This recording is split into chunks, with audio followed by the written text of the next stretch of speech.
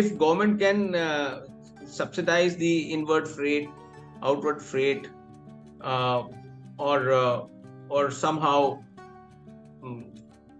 because major challenge at the moment is not the input prices, they are stable.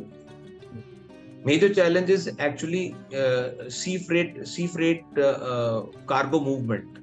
If government is somehow able to get this in control and manage the um ocean freight rates to remain stable, without, because the way they have gone up 2 folds, 3 folds, that is a major challenge.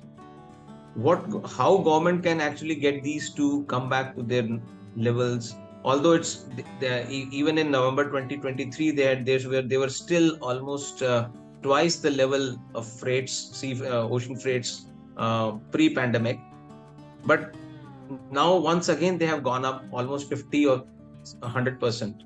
So this is a major area of concern. The big buyers, what they are doing is that because government has started sourcing all its material through GEM portal, which is basically e-bidding process. So all major companies have also switched to e-bidding process. Earlier there used to be some kind of, they used to very sensitively look at the pricing of their vendors, and they used to go through the cost sheet and ensure that their vendors also continue to survive. But since government has switched to e-bidding process of GEM, they all have taken cue from government. They all want to save money as much as possible, and things have gone a bit too far now, where government needs to actually take a very close look at what is happening. In the reverse e-bidding process, I don't know what kind of rules are in place or regulations are placed in GEM, but almost every private corporate, the big corporate, they follow certain e-bidding process, which they say is either Japanese system of e-bidding or whatever system of e-bidding is there. But there is one provision in that the buyer will participate in the bidding process through one or more entities of its own. Now, this is one provision which is actually this would completely completely kill the entire micro and small sector, because they would have there is no way that they can remain L1 or L2, because whatever price they quote, what they would be discovering is that the buyer would always put in one more bid of its own, which would be lower than that. And this is something which is driving the entire industry completely crazy. They are unable to figure out how to deal with this particular provision. As long as this continues to remain unregulated, micro and small sector will just not be able to continue to survive, because the big corporates, you see, they have a massive control over everything. If they stop buying material from their vendors, they would get completely crushed and killed. So they have no option but to participate, and whatever terms they dictate, they have to be accepted. This is one area which government needs to see how to actually bring in regulation. It's exactly, for example, you start stock exchanges, but then you also regulate them. Otherwise, somebody is going to bid and take the market in the direction that he wants. In last 2 years, we have seen a dip of almost 20 to 24% in export of chemicals in India, from India to other nations.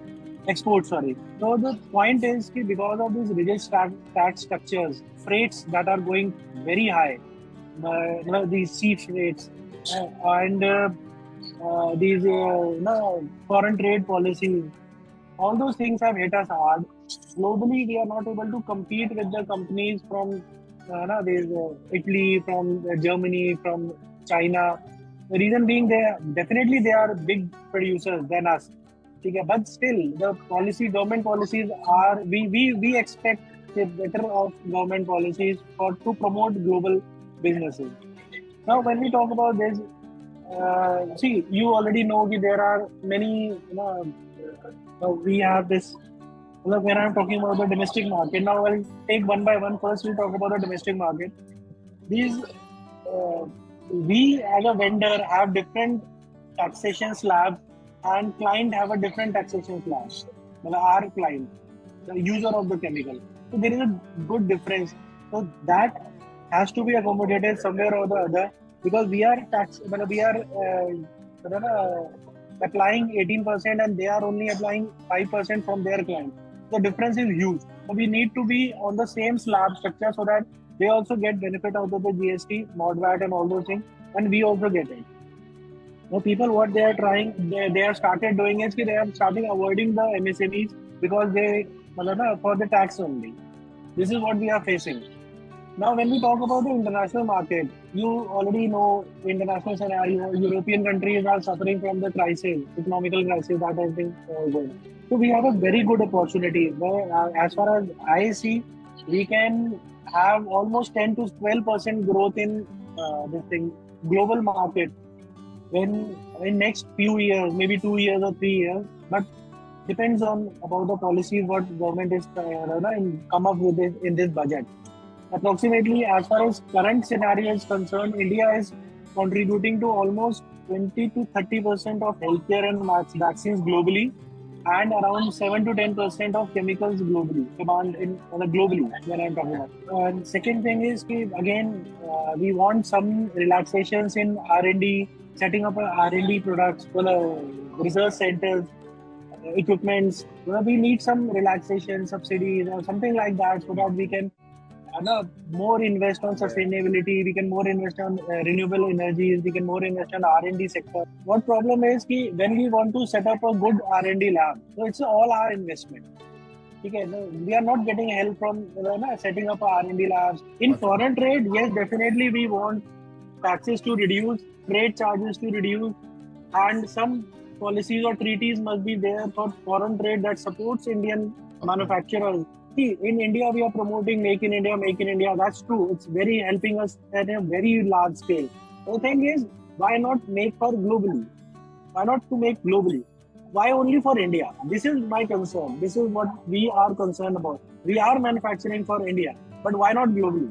And I'll talk about Thailand or maybe China or something like that. These countries have a duty-free export to India. But in return, if we are exporting to these countries, we have to pay 6.5% of duty. So this is what I am telling you. If we are giving them that advantage of free duty, so why not to the Indian companies?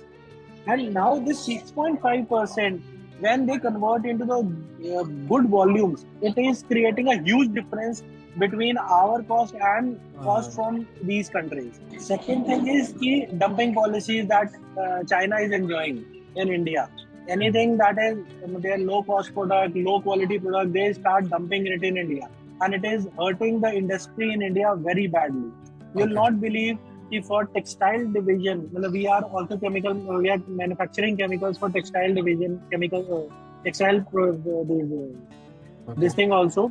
So you will not believe in last 2 years, textile industry has gone down by almost 20 to 22% in India. Manufacturing units have shut down in India. Only because textiles from China are coming at a very, very low prices than Indian market is producing that. It is not about the quality. See, at the end of the day, the consumer will not look at the quality if the difference is only 10-20%. Okay, but the cost difference is almost 50% that we are facing. So there are many industries, big industries in India, which have shut down only because of the competitiveness. We are a downstream chemical producer, where we produce a chemical solution which goes to end market, and then products are being made for end consumer.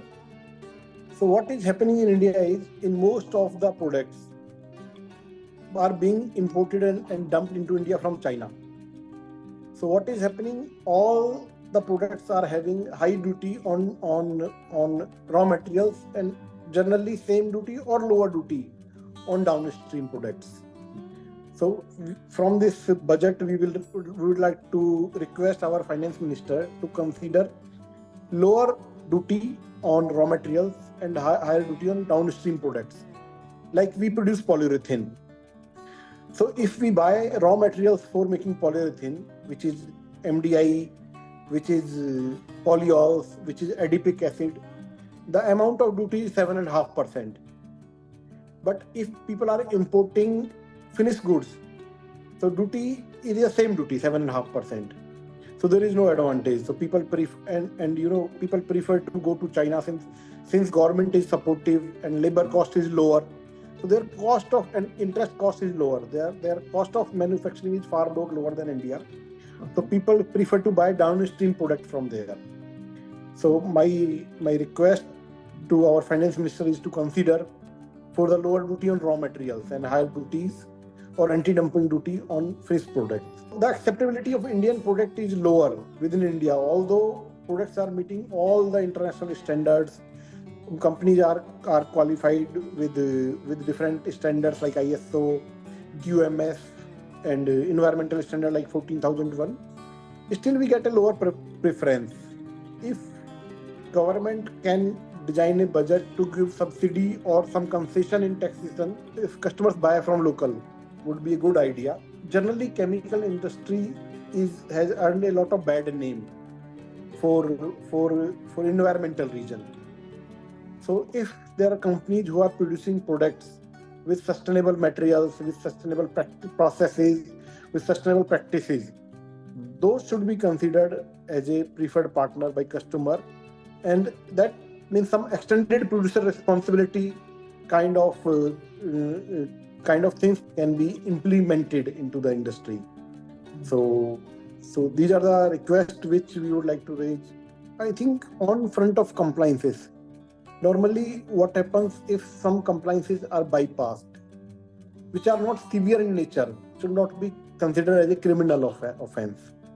Okay, if there are some small compliances which may be skipped due to lack of information, especially for MSME, should be considered. There should be some relaxation in compliances.